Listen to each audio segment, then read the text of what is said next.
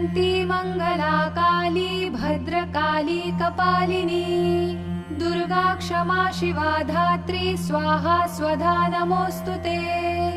जय त्वं देवी चामुण्डे जय भूतार्तिहारिणी जय सर्वगते देवी कालरात्रि नमोऽस्तुते।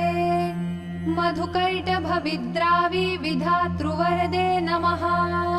रूपं देहि जयं देहि यशो देहि द्विषो जहि महिषासुरनिर्णाशि भक्तानां सुखदे नमः।